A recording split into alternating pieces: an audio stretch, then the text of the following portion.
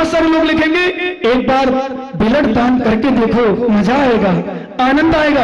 ऐसे भी लिखते हैं, क्या आनंद आता है?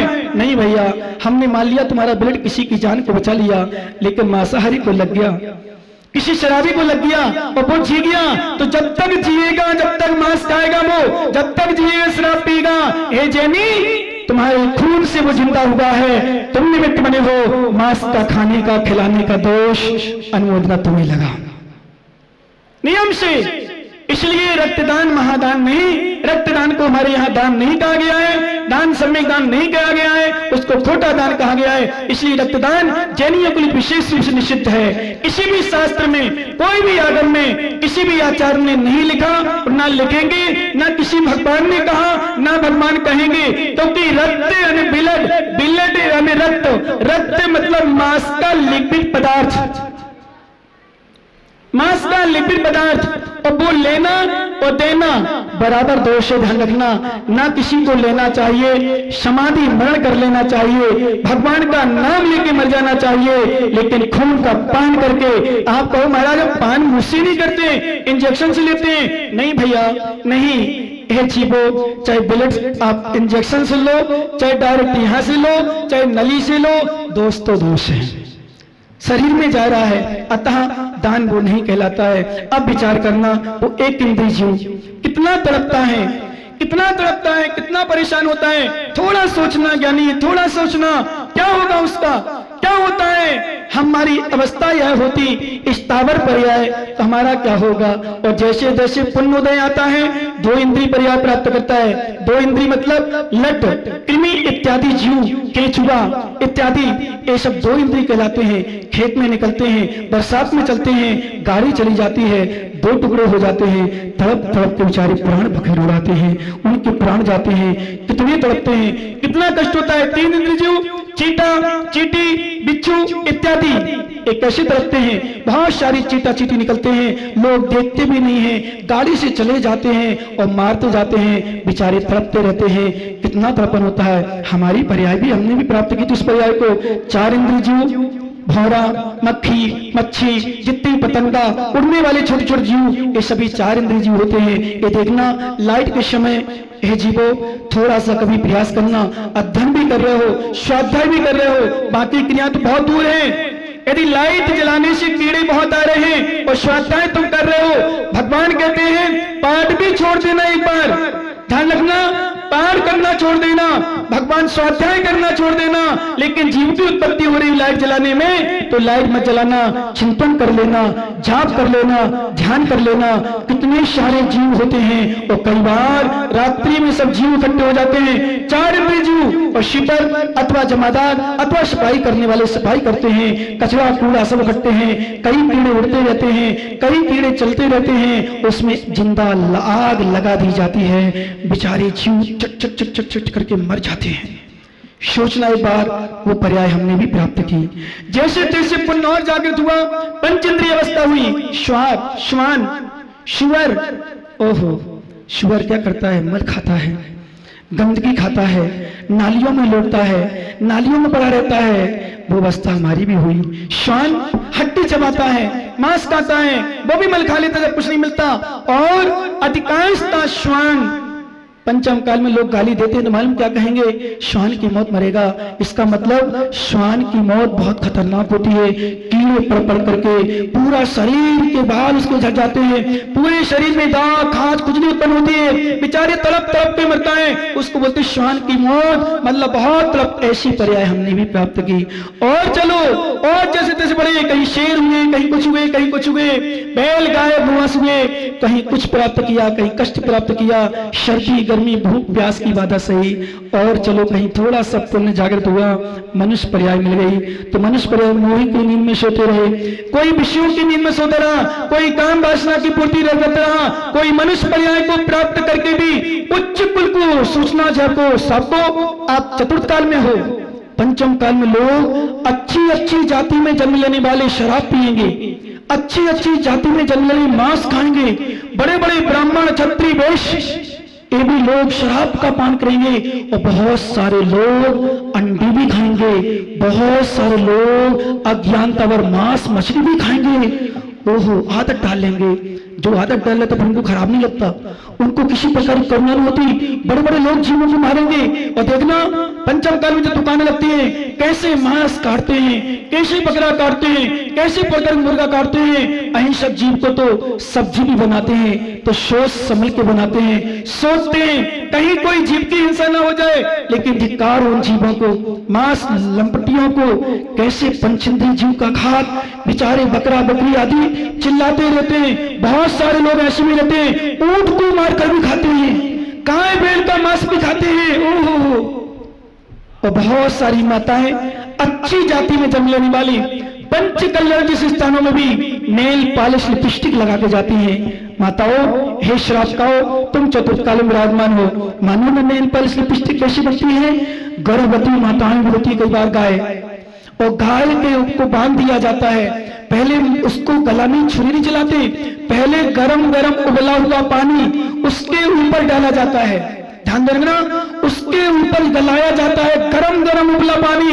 बेचारी तड़पती है, रोती है, चिल्लाती है, लेकिन उसकी पुकार कौन कर सुने, बंदी है। उसकी चमड़ी को बिल्कुल गला दिया जाता है पानी में, उसकी चमड़ी को निकाला जाता है। जो अंदर बच्चा उसके कोख में होता है उसके उदर में, उसके ऊपर भी पानी डाला जाता है। उसके जो लिक्विड पदार्थ होता है गाय का बच्चे खड़ा, उसको लिक्विड पदार्थ को लेकर के मांस इत्यादि तो बेचने में खाने में काम आता है, लेकिन लिक्विड पदार्थ से नेल पॉलिश लिपस्टिक बनाई जाती है। और कुछ माताएं, जैनी माताएं भी लाल ओढ़ करके भगवान को दिखाने आती, भगवान देखो हम श्यालनी आ गए, श्यालनी देखो नेल पॉलिश लगाए, हाथ लाल किए, ओढ़ लाल किए। श्यालनी जब किसी का जीव का भक्षण करती है तो हाथों से पंजों से करती है, उसके हाथ लाल होते हैं, और जब खाती है तो उसके ओठ लाल होते हैं। जो माँ हे श्रावकाओं, जो माँ मंदिर आदि में धर्म समय विशेष रूप से कहीं भी नेल पॉलिश लिपस्टिक लगाए, समझ लेना मनुष्य के आकार में एक तिरंजनी आ गई है, शालिनी आ गई है। जो माताएं आज भगवान के समोषण में विराजमान हो,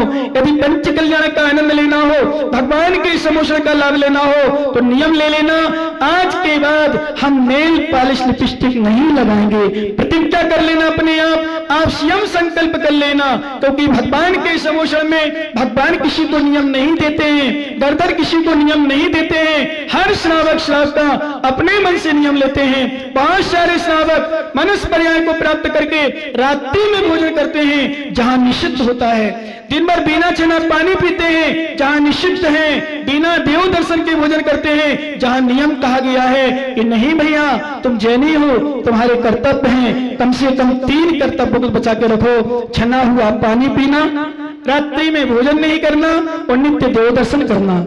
ए श्राप को जितने लोग हों समोषण में विराजमान, अपना संकल्प कर लेना, इन 3 नियम को तो पूर्ण रूप से पालन करना, तब गौरव के साथ कहना कि हम वास्तव में सच्चे जैनी हैं। और यदि तुम रात्रि में भोजन करते हो, देव दर्शन किए बिना भोजन करते हो और बिना छना पानी पीते हो, तो जैन लिखना ही मात्र तुम्हारा बस काफी है। लिख लो मत, पूर्ति कर लो, पर अंदर से जैन मत कह देना, क्योंकि जैन कुल को पाना एक बहुत श्रेष्ठ होता है, बहुत पुण्य कर्म का होता है।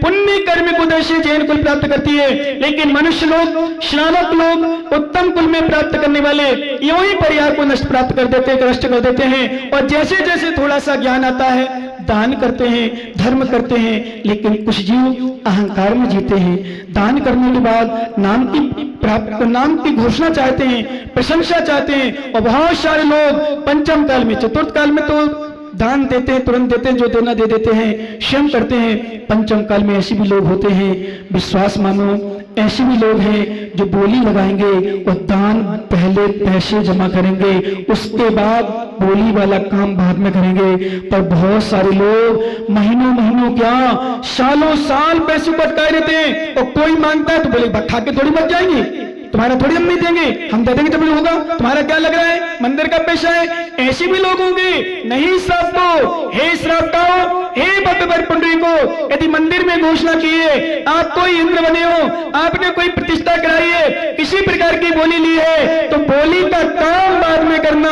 भगवान विराजमान बाद में करना, इंद्र बाद में बनना, लेकिन अपनी राशि कमेटी वालों को सौंप देना कि भैया कल के दिन पता नहीं मेरी मृत्यु होती है तो क्या होता है, पहले बोली का पैसा ले लो, मर जाएंगे तो हम ऋण के साथ भगवान के मंदिर का कर्जा। कहा जाता है जो गधे होते हैं, गधे बाहर क्यों ढोते हैं, उन्होंने पूर्व में कर्जा लिया और दिया नहीं, खा गए, आज उनको कर्जा चुकाना पड़ रहा है। साधु बने, साधना नहीं की, ऐश किया, भोग किए, काम की पूर्ति की, विषयों की पूर्ति की, ज्ञानी बने, सब कुछ बने आप, वो आपने छुप छुप करके पाप किए, उसका कर्जा कौन चुकाएगा। श्रावकों ने, मनुष्य ने कितना सुंदर आहार दिया, कितनी अच्छी व्यवस्था बनाई आपकी। जो श्रावक स्वयं नहीं खाता है उतने अच्छे से अच्छा श्रावक साधु को खिलाने का प्रयास करता है, लेकिन साधु तुमने साधना नहीं की, आराम से ऐश किया, एसी में, कूलर में, पंखे में, मोबाइल में, दिन रात लैपटॉप में, कहीं ये चलाया कहीं वो चलाया। ऐसे भी साधु होंगे, विश्वास मानो, उसके लिए शास्त्र कहेंगे, आगम कहेगा, भगवान कहेंगे, हे साधु साधना नहीं करोगे, संयम का पालन नहीं करोगे और आप अपने संयम में दोष लगाओगे, अंगुली पर्याय त्रियंच बन के, गधा बन करके श्रावकों को चुकाना पड़ेगा। इसलिए साधना करना। हे श्रावकों, किसी प्रकार की दान की घोषणा करो, पैसा पहले दो, बिन मांगे देना, कोई मांगे कमेटी का ना मांगे, क्योंकि कई बार समाज में लोग नहीं मांगते। क्यों नहीं मांगते? उसका कारण है कि ये मुझसे बुरा मान लेगा, मेरी बुराई मान लेगा, मुझे कुछ कह देगा, इसलिए नहीं मांगते हैं। लेकिन हे श्रावक, हमारा कर्तव्य है, जैसे किसी दुकानदार का हम कर्जा लेके आते हैं, हमारे पास पैसा आते ही हम तुरंत जमा करते हैं, क्योंकि ब्याज बढ़ेगा, बस क्या सोचेगा, और मंदिर में क्या सोचेगा इसकी परवाह नहीं, कोई कुछ कहता नहीं है। इसलिए हे श्रावकों, हे श्रावकों, दान देना, पहले दान इस हाथ लीजिए, साथ दीजिए, खाए खोया बह गया, तुरंत बोली का पैसा तुरंत देना। हे श्रावकों, अपने परिणामों को निर्मल रखना। ये मनुष्य पर्याय मिली है, भगवान का समोसा मिला है। सुन लेना ज्ञानियों, पंचम काल में जब कोटखावदा आएगा, ऐसा पुण्य जो कोटखावदा वाले जयपुर में रहेंगे, ध्यान रखना, कुछ लोग कोटखावदा में रहकर भी भगवान की आराधना नहीं कर पाएंगे, आराधना मतलब पात्र बन के पूजा आराधना नहीं कर पाएंगे, और कुछ लोग कोटखावदा की जयपुर में रह करके माता पिता का पद प्राप्त करेंगे, अन्य प्राप्त करेंगे। कोई रूपाणी से आएगा, कोई काशीपुरा से आएगा, कोई चाकसू से आएगा, कोई निवाई से आएगा, कोई टोंक से आएगा, आराधना करके चला जाएगा। और माता पिता तो जयपुर में पूरा परिवार रह रहा है, कोटा लाल कोठी में, लेकिन धन्य उनका परिवार जो माता पिता बनने का सौभाग्य प्राप्त करेगा, मानसतन में दान देगा, निर्वाण कराएगा। कोटखावदा में ना रह करके भी बहुत सारे लोग जैसे विनोद जैन जैसे कोटखावदा वाले यहाँ रहते होंगे, यहाँ नहीं रहते हैं, रहते जयपुर में हैं, लेकिन फिर भी कोटखावदा का नाम एक फेमस करेंगे, पूरे जयपुर में विशुद्धि प्राप्त करेंगे। ऐसे भी लोग होंगे, लेकिन कुछ लोग ऐसे भी रहेंगे जो यहाँ का नाम यहाँ डुबाएंगे। ध्यान रखना, तो वो जीव पुण्यशाली है जो अपने जीवन को पुण्यशाली बनाएंगे, अपने जीवन को पावन बनाएंगे। अतः सभी जीवों से विशेष भगवान ने कहा है, हे जीव, जो मनुष्य पर्याय प्राप्त की है, मुक्त जीव तो मुक्त हो गए, संसारी अवस्था जो प्राप्त की है, उस उत्तम कुल पर्याय प्राप्त की है, मनुष्य पर्याय प्राप्त की है, उसका सम्यक सत्योग करते हुए जीवन में संयम वृद्धि धारण करें, इसी में कल्याण होगा।